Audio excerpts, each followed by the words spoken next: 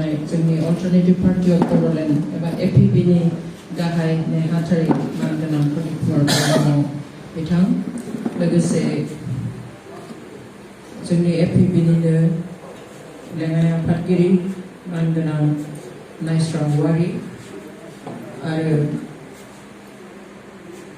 United Forum of XNDP नि आफादगिरि मानगोनां सिला बसुमतारी जों लोगोसे जोंनि भाइस प्रेसिडेन्ट सासे दंबावो सुनिराम किस्क' बिथां लोगोसे गसाइगाव डिस्ट्रिक्टनि जेनेरेल सेक्रेटारि एपिपिनि मानगोनां हारकिउलास बसुमतारी बिथां आरो एसे आगोलाव जों बेवहाय लोगो लाफैनाय जोंनि हान्जायाव हाबफैनाय मानगोनां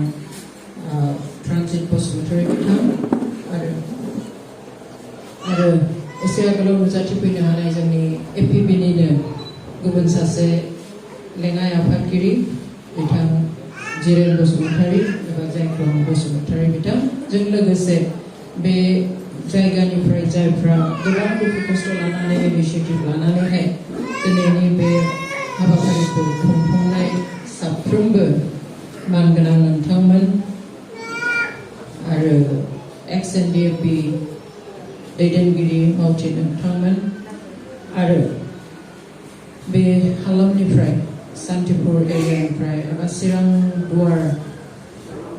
बे समस्तिनि ब्लकनि आन्दाराव थानाय दाब दाब जायगानिफ्राय नुजाथिफैनो हानाय मानगोनां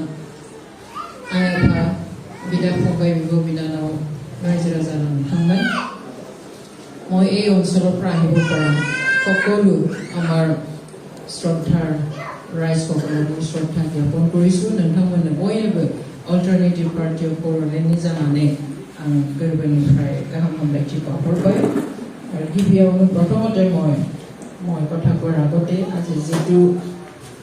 ব্লক কমিটি গঠন কৰা হ'ল সেই কমিটিৰ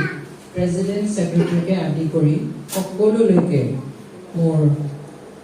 আন্তৰিক শুভেচ্ছা জ্ঞাপন কৰিছোঁ বয়নोबो গাহাম হামলায়थि বাवहरबाय আমি আশা কৰিম আপোনালোকে এটা শক্তিশালী কমিটি হিচাপে এই অঞ্চলত কাম কৰি যাব আৰু দেখিয়ে শক্তিশালী লাগিছে কাম আৰু শক্তিশালী হ'ব আজি আৰম্ভহে গতিকে আমাৰ সম্পূৰ্ণ বিশ্বাস আছে আপোনালোকে সম্পূৰ্ণৰূপে এই এৰিয়াটোত এই ব্লকটোত আমাৰ এপিপিৰ উত্থান আনিব পাৰিব আৰু তেনেকৈ মই যি প্ৰাইমাৰী কমিটি গঠন কৰা হ'ল প্ৰাইমাৰী কমিটিनिबो आफादगिरि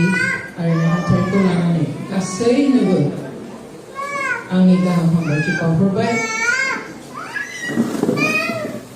आसा खालामो नोंथांमोना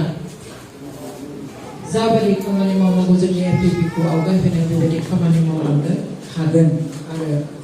हानायनि जिथु साहस बे साहसखौ जोङो गावबा गाव लाखिनो नांगोन आरो बेबायदिनो जोङो आवगायनो नांगोन এইটো এপ্ৰিচিয়েট কৰিবলগীয়া কাৰণ এটি নতুন পাৰ্টিত সাহস কৰি ৰিস্ক লৈ অহাটো অত্যন্ত ডাঙৰ কথা আৰু আপোনালোকেই আচল অৰ্থত মানে যুঁজিবলৈ অহা মানুহ সেইকাৰণে মই অন্তৰৰ পৰা ধন্যবাদ দিছোঁ কাৰণ গোদান হাঞ্জা मोनसेयावहाय मानसिया साहस खालामा ৰিস্ক लाया थाखानाय सोरखाराव थायोब्लाबो गोजाम हान्जाफोराव थांनानै मानसिया सुखु मोनहैयो गिनांगौ गैया बेवहाय जेबो रिस्क लानांगौ गैया नाथाय नोंथांमोना जायफ्रा दिनै गोदान मोनसे हान्जा दादों बे हान्जायाव गियालना साहस खालामनानै रिस्क लानानै फैनाया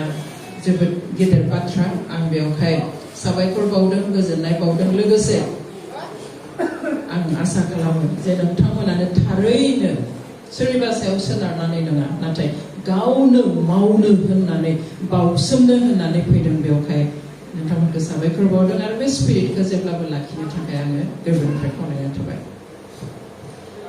जों बयबो मिथिगौ जे बे अल्टारनेटिभ पार्टी अफ बड'लेण्ड एबा एपिपिखौ थांनाय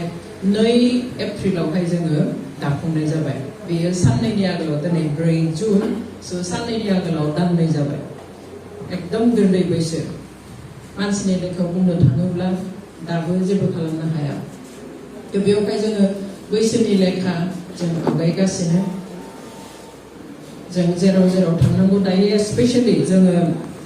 district committee, block committee, primary committee आरो booth committee दानायाव जोङो खामानि मावगासिनो structure levelखौ जोङो within this month बे जुन दाननि गेजेराव जोङो complete खालामनो नागिरदों आरो maximum दायो दानायाबो जाखांबाय आरो बेबायदिहाय चिरां जिल्लायाव जों दिनै आगान होजेननाय जाबाय आरो ब्लक कमिटिखौ दाजेनबाय जेला जों आरो लासैहै गुबुन गुबुन ब्लक आरो चिरां डिस्ट्रिक्ट कमिटिखौबो दानो हासिगोन होननानै जोङो आसा खालामो जोंहा मोनसे सोंलु फैयो जे मानो आरो गोदान राजखान्थि हान्जा नङा होमबा गोबाङा गोबां खोथा बुंदों सोरबाया सोंखारिदों सोरबाया निन्दा खालामदों सोरबाया बुंदों जे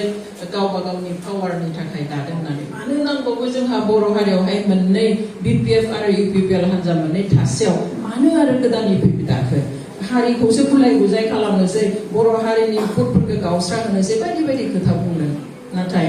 जोंहा भारत हादरनि जिथु